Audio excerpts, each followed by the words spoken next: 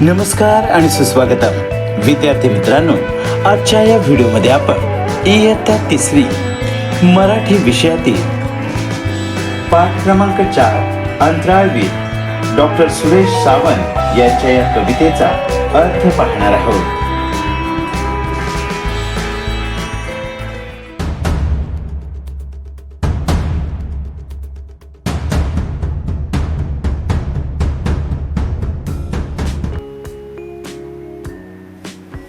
तर पाहूया इयत्ता 3री मराठी पाठ क्रमांक 4 अंतराळवीर कवी डॉक्टर सुरेश सावंत यांच्या या कवितेचा अर्थ. विद्यार्थी मित्रांनो, आपल्या इयत्ता 3री मराठीच्या पाठ्यपुस्तकात पान नंबर 12 वरती अंतराळवीर डॉक्टर सुरेश सावंत यांची ही कविता दिलेली आहे. विद्यार्थी मित्रांनो, प्रथम या कवितेचे आपण वाचन करूया. अंतराळवीर. तुला सांगतो आई, मला अंतराळवीर व्हायचंय. यानामध्ये बसून मला चंद्रावर जायचंय. अंगभर पोशाख नी डोक्यावर टोपी. चंद्रावर जायची युक्ती किती सोपी. पाहुणा बनून मी जेव्हा चंद्रावर जाईन, चंद्रावरच्या सशाला सोबतीला घेईन. तिथून मग करीन मी मंगळावर स्वारी. लोक मला म्हणू लागतील, माणूस दिसतो भारी. अंतराळवीर म्हणून वाढेल माझी शान. जमेल तेव्हा जमेल, पण अजून आहे लहान. तर डॉक्टर सुरेश सावंत यांनी अशी ही अंतराळवीर ही कविता लिहिलेली आहे. विद्यार्थी मित्रांनो, प्रत्येक मुलाच्या मनात मोठी स्वप्न असतात. कोणाला डॉक्टर, शिक्षक, शास्त्रज्ञ, तर कोणाला अंतराळवीर बनायचे असते. अंतराळातील ग्रह, तारे आणि चंद्र याविषयी मुलांना नेहमीच कुतूहल वाटते. डॉक्टर सुरेश सावंत यांनी अंतराळवीर या कवितेत एका लहान मुलाचे अंतराळवीर होऊन चंद्रावर आणि मंगळावर जाण्याचे सुंदर स्वप्न कल्पकतेने मांडले आहे. ही कविता मुलांना मोठी स्वप्न पाहण्याची, ध्येय निश्चित करण्याची व ती पूर्ण करण्यासाठी मेहनत घेण्याची नक्कीच प्रेरणा देईल. आता या कवितेचा सहज, सरळ, सोपा अर्थ समजून घेऊ.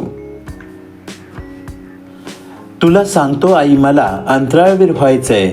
यानामध्ये बसून मला चंद्रावर जायचंय.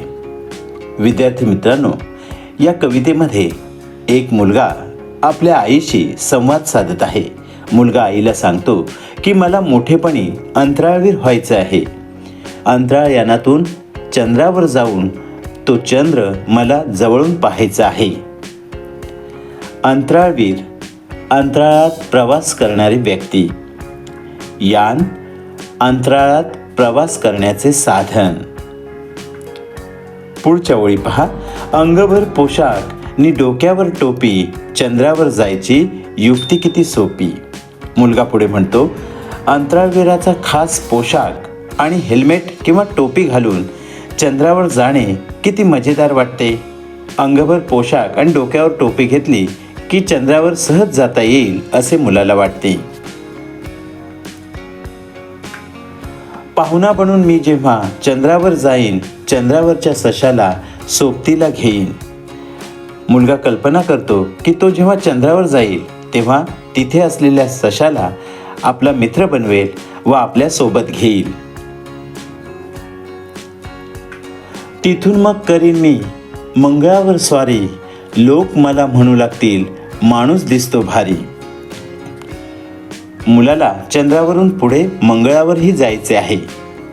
माझे हे धाडस पाहून लोक माझे कौतुक करतील असे मुलाला वाटते. अंतराळवीर म्हणून वाढेल माझी शान. जमेल तेव्हा जमेल, पण अजून आहे लहान. विद्यार्थी मित्रांनो, मुलगा पुढे म्हणतो, अंतराळवीर झाल्यावर मला सर्वजण मान देतील, पण त्यासाठी मला अजून मोठे व्हायचे आहे. मी अजून लहान आहे.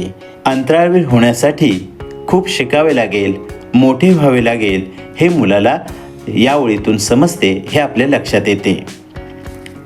शान, शान म्हणजे मान, गौरव, प्रतिष्ठा. तर विद्यार्थी मित्रांनो, अशा प्रकारे सुरेश सावंत यांनी अंतराळवीर ही अतिशय सुंदर अशी कविता लिहिलेली आहे.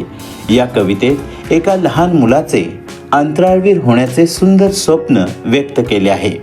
तो चंद्रावर आणि मंगळावर जाण्याची कल्पना करतो. ही कविता मुलांना मोठी स्वप्न पाहण्याची व ती पूर्ण करण्यासाठी अभ्यास व मेहनत करण्याची प्रेरणा देते. तर विद्यार्थी मित्रांनो, अशा प्रकारे आजच्या या व्हिडिओमध्ये आपण इयत्ता 3री मराठी विषयातील पाठ क्रमांक 4 अंतराळवीर या कवितेचा अर्थ समजून घेतला आहे. विद्यार्थी मित्रांनो, अंतराळवीर या कवितेच्या अर्थाचा हा व्हिडिओ जर तुम्हाला आवडला असेल तर व्हिडिओला लाईक शेअर नक्की करा. विद्यार्थी मित्रांनो, शिकू मराठी चॅनलला प्रथमच भेट देत असाल तर चॅनलला सबस्क्राईब करा.